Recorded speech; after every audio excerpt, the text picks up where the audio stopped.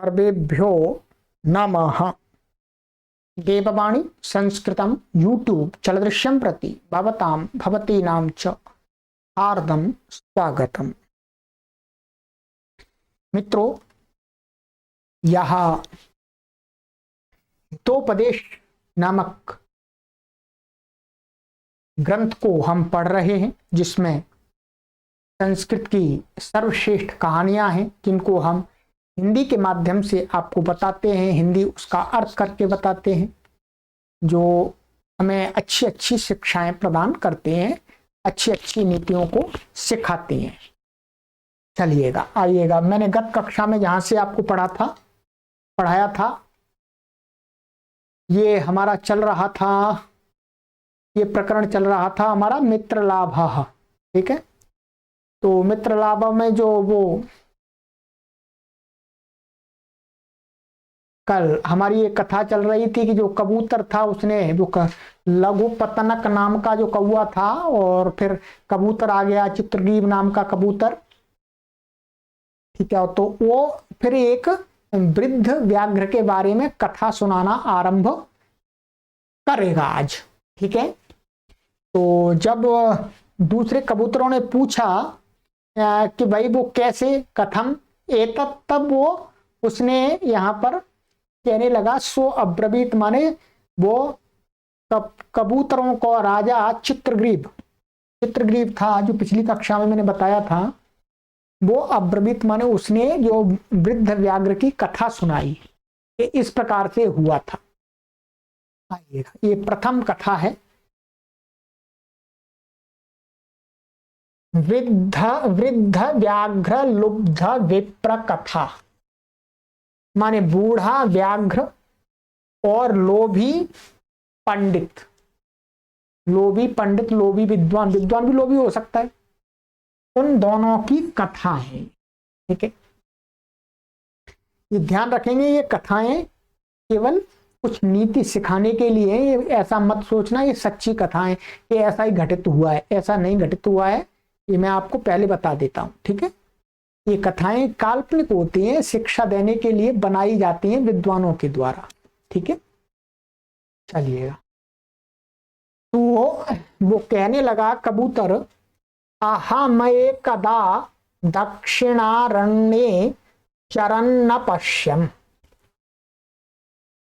अहम माने मैं माने वो चित्रग्रीव नाम का कबूतर कपोतराज, एकदा माने एक समय, दक्षिणारण्य माने दक्षिण देश के जंगल में, अरण्य माने जंगल में, चरण माने घूमता हुआ, मैंने दक्षिण जंगल के जंगल में घूमते हुए, अपश्यम माने एक देखा। क्या देखा वो बता रहा है, घटना देखी।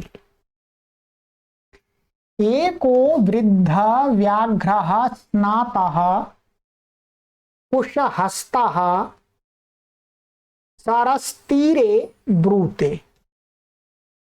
एक बूढ़ा व्याघ्र स्नातः माने स्नान कर चुका है, नहा लिया, अच्छा एकदम ठीक है, स्नान किया हुआ, और कुशहस्तः, और जो दर्भ होते हैं, कुश बोलते हैं, तो कुश पवित्र होते हैं, उनको हाथ में उसने पकड़े हुए हैं। ठीक है, हाथ में कुश को हाथ में पकड़े हुए हैं। ऐसा सरस तीरे माने तालाब के किनारे, ब्रूते माने बोलता है, कहता था, कह रहा था, मतलब ये अर्थ आएगा, ब्रूते का अर्थ आएगा, हम हिंदी में करेंगे तो कह रहा था, माने वो क्या बोलता था, ये बोल रहा था, भो भो पांथा। वो तालाब के किनारे बैठा हुआ था, हाथ में कुश लेकर के, और नहा धो करके एकदम, और कहता भो भो पांथा, हे मार पथिको राहगीरो, इदम सुवर्ण कंकणम गृह्यताम। उसके हाथ में एक सोने का कंकण भी था पड़ा, बोला कि इदम इदम सुवर्ण कंकणम गृह्यताम, ये मारने जाने वाले पति को, ये लो सोने का कंकण ले लो, सोने का कंकण ले लो।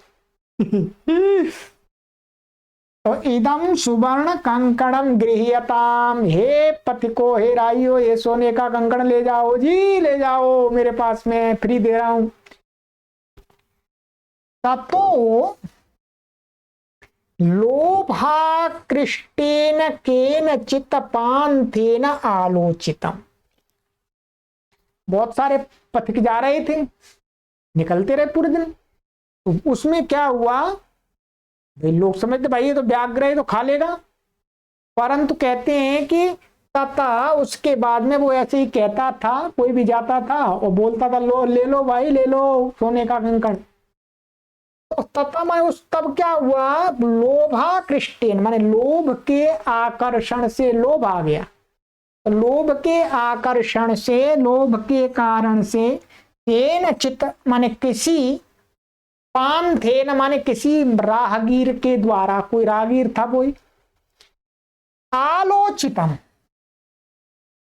आलोचित माने उसने उसकी बात को सुना, जो बूढ़ा व्याघ्र कह रहा है भाई कंकण ले लो, सोने का कंकण, सोने का कंकण ले लो, सोने का कंकण।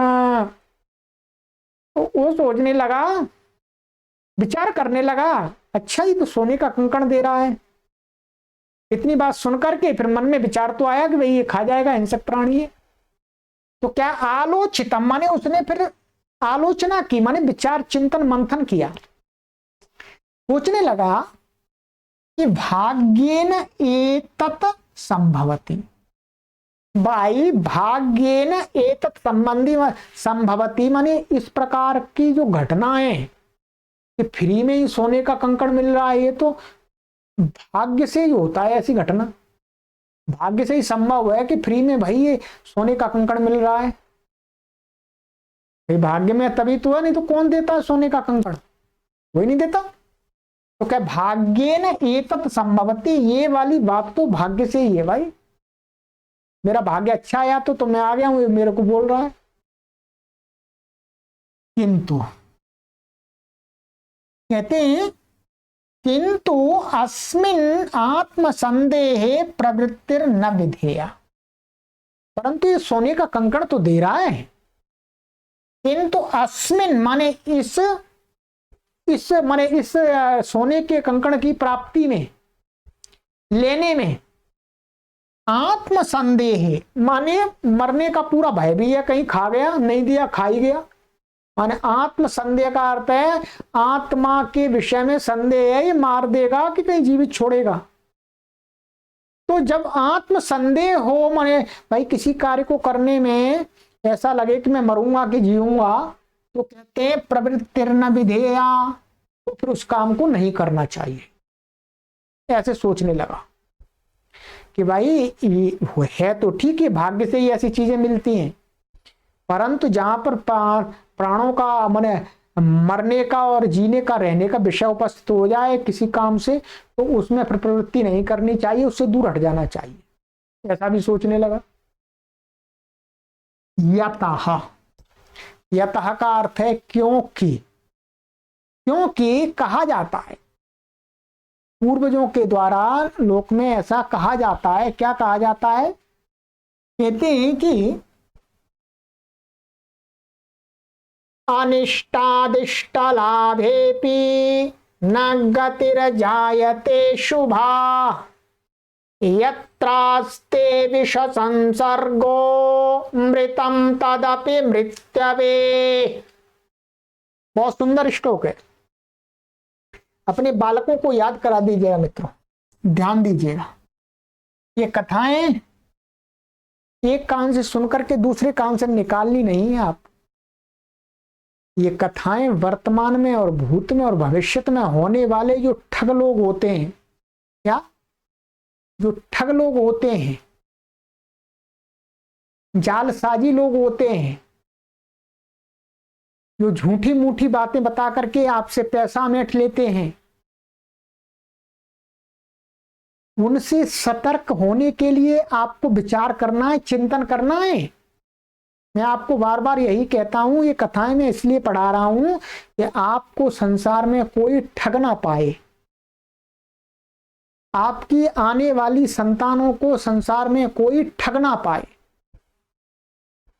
कोई धर्म के नाम पर अधर्म में आपको ना चला दे, धर्म के नाम पर आपसे अधर्म के कार्य ना करवाने लगे। इसलिए आपको सुन सुन करके चिंतन भी करना है, केवल ये काल्पनिक नहीं है, ये काल्पनिक होने के साथ साथ में समाज की रियलिटी को दर्शाती है।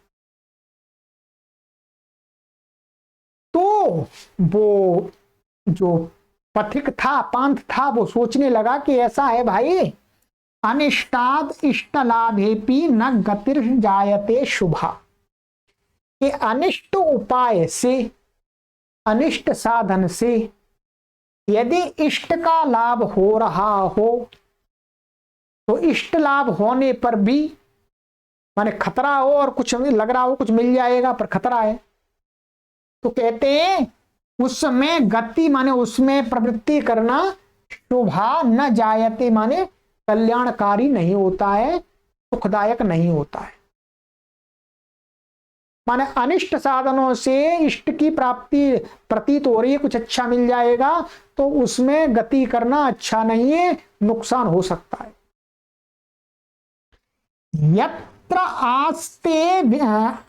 यत्र आस्ते विष संसर्गः अमृतम, कहते हैं कि अमृत है, अमृत तो श्रेष्ठ होता है, पर कहते हैं अमृतम, अमृत में क्या विष संसर्गः, थोड़ा विष मिल गया, क्या है विष मिल गया, उसमें विष उसमें मिल गया, तो कहते हैं जिस जहां जब अमृत में थोड़ा विष का संसर्ग विष मिल जाए थोड़ा सा भी, तो क्या तदापि मृत्यु भी, वो जो अमृत है उसको खाएगा वो मरेगा ही, वो अमर नहीं होगा, वो मरेगा। ठीक है, इसलिए अनिष्ट से यदि इष्ट की प्राप्ति हो रही है तो ठीक नहीं है, महान अनिष्ट हो सकता है, थोड़ा मिल गया और पूरा नाश हो जाएगा। इसलिए कुछ यहां तो खतरा है, ये कंकड़ दे रहा है और कंकड़ मेरे को दे दिया और मेरे को खा लिया, तो कंकड़ का क्या लाभ बताइएगा। मानिएगा व्याघ्र ने आपको कंकड़ दे दिया उसको, और कंकड़ दे करके वो जैसे ही कंकड़ लेकर के आगे चला और झपट्टा मार दिया पीछे से और खा गया फाड़ करके, तो क्या लाभ कंकड़ का। संशय है भाई, इसमें गति नहीं करनी चाहिए, ऐसा वो पथिक सोचने लगा, क्योंकि विद्वान तो था, विचारशील व्यक्ति था, परंतु लोभ उसके अंदर था। अब ये देखना है कि उसका लोभ हावी उस पर होता है या उसका चिंतन उस पर हावी होता है, क्योंकि कहते हैं लोभी व्यक्ति की नैया हमेशा डूबती है। आज तक किसी भी लोभी व्यक्ति की नैया पार हुई नहीं है, वो हमेशा दुखमय जीवन जिया है और अपनी चीजों को लुटाता रहा है। ठीक जगह जो व्यक्ति दान नहीं देते हैं, पैसा नहीं देते हैं, उनकी नैया ऐसे ही डूबती है। चलिएगा, तो कहते हैं कि भाई ऐसा है, अमृत में भी थोड़ा भी विष मिल गया तो उसको खाने से मृत्यु होगी, उससे अमर नहीं होंगे। फिर सोचने लगा, फिर दोबारा विचार करने लगा कि किंतु सर्वत्रार्थजने किंतु सर्वत्रार्थार्जने प्रवृत्तौ संदेह एव, किंतु लेकिन सब जगह अर्थार्जने माने धन को कमाने के विषय में, धन कमाने के विषय में तो जहां पर भी धन कमाने जाएंगे वहां पर क्या है, प्रवृत्ति करने में माने उसमें कुछ कमाने के लिए कुछ कार्य करेंगे, तो उसमें तो संदेह एवं, संदेह रहता ही है भाई, धन कमाने में तो संदेह रहता ही है भाई, नुकसान भी होगा और लाभ भी हो सकता है। वो तो हर स्थान में किसी भी क्षेत्र में चले जाओ, धन कमाना है तो नुकसान भी हो सकता है और फायदा भी हो सकता है। तो धन कमाने के विषय में तो भाई ऐसी बात है, सब सोच रहा है, कभी अच्छा सोच लेता है, कभी फिर गलत सोच रहा है, क्योंकि लोभ हावी हो गया उस पर। लोभी व्यक्ति की ऐसी ही मानसिक दशा हो जाती है। तथा च उक्तम, और वो अपने आप ही कहने लगा कि और वैसा कहा भी गया है। कैसा कहा गया है कि धन के विषय में तो क्या है, संदेह ही बना रहता है। धन कमाना है तो संदेह में रह करके ही कमाना होगा, नहीं तो नहीं कम सकता। उसी से संबंधित बात बता रहा है। क्या कह रहा है? न संशयमनारुह्य नरो भद्राणि पश्यति संशयं पुनराहृह्य यदि जीवति पश्यति। कहने लगा कि कोई नरह माने कोई व्यक्ति संशयम अनारुह्य माने संशय में न पड़ करके, माने संशय में न फंस करके भद्राणी न पश्यति। भद्राणी माने कभी वो अपने धन को नहीं कमा सकता, धन अपने पास में नहीं देख सकता, धन संपत्ति अपने पास में नहीं देख सकता। या वो संशय के बारे में सोचना पड़ेगा तो संशय हर जगह होगा, वो छोड़ ही देगा, फिर धन कैसे कमाए? वो धन नहीं देख सकता। जो व्यक्ति संशय में बना रहेगा, संशय में काम नहीं करेगा, उसको लगेगा इसमें संशय है, तो वो धन नहीं कमा सकता जी। और कहते हैं संशयम पुनः आरुह्य यदि जीवति स पश्यति। कहते हैं जो व्यक्ति माने जो व्यक्ति नर संशयम पुनः आरुह्य माने संशय पर आरूढ़ होकर के ठीक है मरेंगे या जिएंगे देखते हैं, काम करते हैं, पैसा कमाना है। कहते हैं यदि जीवती बच गया तो भद्राणी पश्यति माने सुख धन संपत्ति को प्राप्त देखता है, कमा लेता है। हम मर गया तो मर गया। तो धनार्जन में तो संशय है जी, और धन की प्राप्ति तभी होगी जब संशय वाले काम को भी आप करेंगे। ठीक है। कहते हैं अब वो फिर सोचने लगा, ऐसे सोच रहा है, विचिंतन कर रहा है इस पर, उस बार खड़ा होकर के तन निरूपयामी तावत। तत् निरूपयामी माने तावत माने पहले, तावत का अर्थ है पहले आएगा। तावत माने पहले, तत् माने उस विषय को, इस सारे को, निरूपयामी इसको जानता हूं कि सही में वास्तव में देना चाह रहा है या वैसे ही कुछ हमको खाना चाह रहा है। परख लेते हैं इसको पहले। निरूपयामी माने इसको जांच परख लेते हैं पहले, तब जाएंगे इसके पास लेने के लिए। दूर से परखेगा। प्रकाशम ब्रूते, प्रकाशम ब्रूते का अर्थ है यहां पर कि एकदम स्पष्ट उसने बोला, उसने उसको साफ साफ बोला। प्रकाशम माने एकदम साफ स्पष्ट। उस पथिक ने उस व्याघ्र को बोला।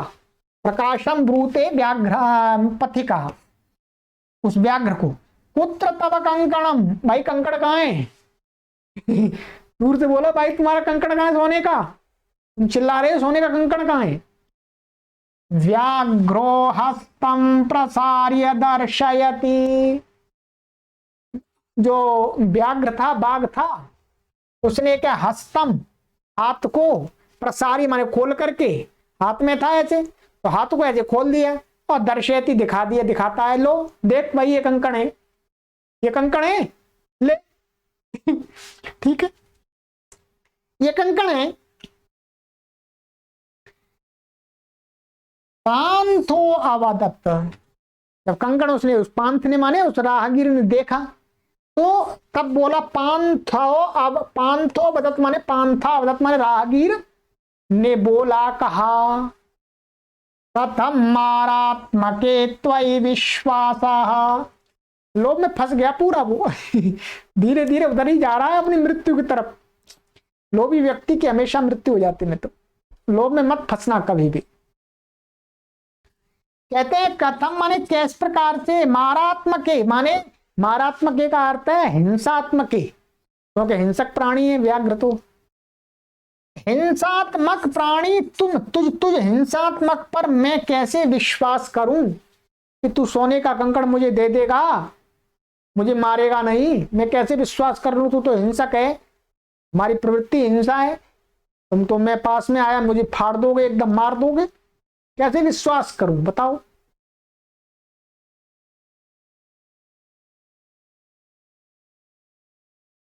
व्याघ्र उवाच, व्याघ्र ने कहा, व्याघ्र बोला, शृणु रे पांथ,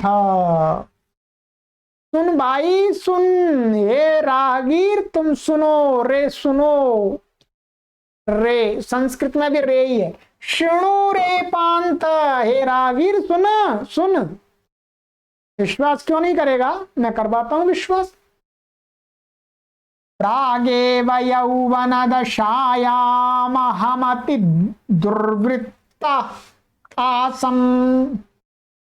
कहते हैं कि पहले पहले माने प्राग, पूर्व काल में अर्थात यौवन दशायाम, जब मैं जवान था एकदम, अब तो बूढ़ा हो गया वो व्याघ्र, जब मैं जवान था, यंग था, तो पहले तो मैं निश्चित, ये माने निश्चित रूप से पहले जब युवावस्था में था, मैं यंग था, तो अति दुर्वृत्त माने मैं बहुत दुष्ट था, हिंसक था।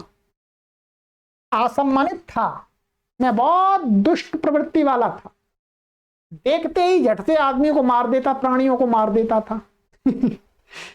अब तो मैं बूढ़ा हो गया हूं, अब वो अपनी बात बता रहा है। अनेक गो मानुषाणाम वधान में पुत्रामृता धाराश्च। कहता है अनेक गौओं को मैंने और मनुष्यों के वध किया है, मारा है, उनको मृत्यु के गले लगा दिया, मृत्यु का उनको खा गया। तो अनेक गौओं और मनुष्यों के वध से माने हत्या से, मैं माने मेरे पुत्र मर गए, मुझे पाप लग गया। और दाराश्च, और मेरी पत्नी भी मर गई, मेरी पत्नी भी मर गई, मेरे पुत्र भी मर गए, मेरे को पाप लग गया, मैंने गौओं को मारा है और मनुष्यों को मारा है। वंशहीनश्चाहम्, अब तो मेरा वंश ही खत्म हो गया, वंश रहित हो गया, मेरा कोई आगे कुल में है ही नहीं, मैं अकेला हूं बस, सब तो नाश हो गया मेरा।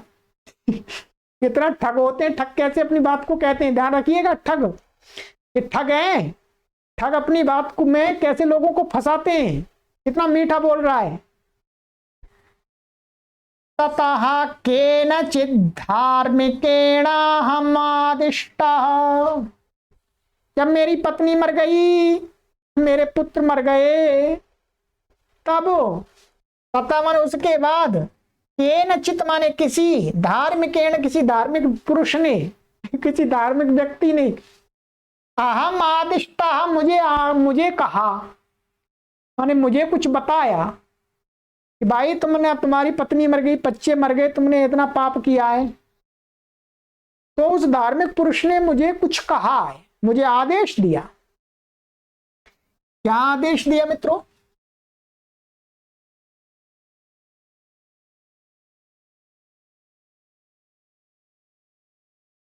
दान धर्मादिकम चरतु भवानिति। भाई अब बहुत तुमने पाप कमा लिया, हत्याएं कर करके तुम्हारे सब तो कुल नष्ट हो गया, तो दान धर्मादिकम, दान और धर्मादि, चरो माने भवान, माने भवान, दान धर्मादिकम चरतु माने करो, तू कुछ दान धर्म करो, तब तुम्हारे पाप नष्ट होंगे। ठीक है, इति ऐसा कहा उस धार्मिक पुरुष ने मुझे, व्याघ्र कह रहा है। तदुपदेशादिदानीमहं स्नानशीलो दाता वृद्धो गलितनकदन्तः कथं न विश्वास भूमिः।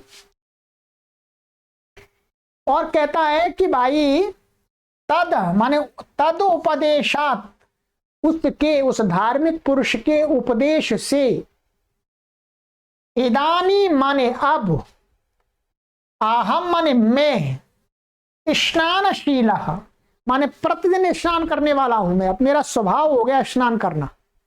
अब मैं सबसे पहले स्नान करता हूं, पूजा पाठ करता हूं, फिर और दाता और दान देता हूं। अब दान देना से चालू कर दिया मैंने, प्रातःकाल स्नान करना और दान देना। वृद्धा में बूढ़ा तो हो ही गया हूं, गालिता नख दंता, मेरे नाखून और दांत गिर गए हैं।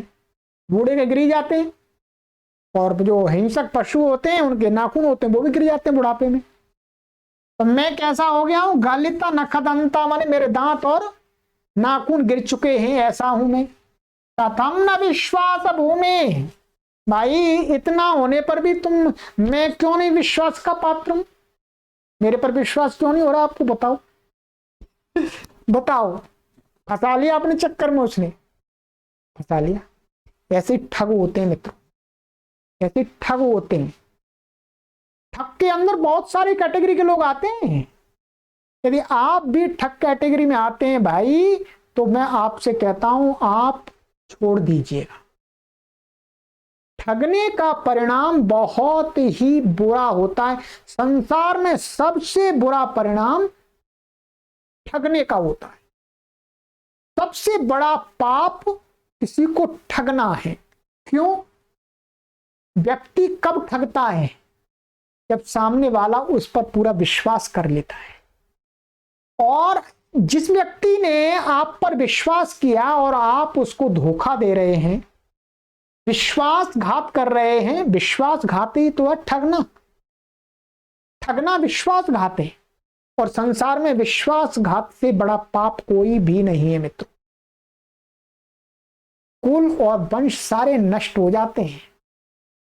हम थोड़े से लोभ के चक्कर में लोगों को ठग तो लेते हैं, परंतु जो ठगा गया उसका तो कुछ नुकसान हुआ, परंतु हमारा तो संपूर्ण नुकसान हो गया। हमारी कुल परंपराएं नष्ट हो जाती हैं, कुल नष्ट हो जाते हैं, हमारी संतति भ्रष्ट हो जाती है, गलत मार्ग पर चलने लगती है मित्रों।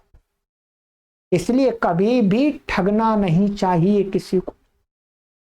हम किसी को भी नहीं ठगते मित्रों, सही सही बात बताते हैं। बताइए, हमारा भी जीवन चल रहा है, ठीक चल रहा है, आगे भी चलेगा, दूसरों को अच्छी शिक्षा भी दे रहे हैं।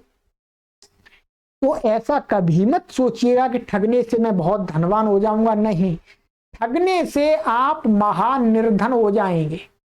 हर चीज के लिए आप तरस जाएंगे, तरस जाता है व्यक्ति मित्र।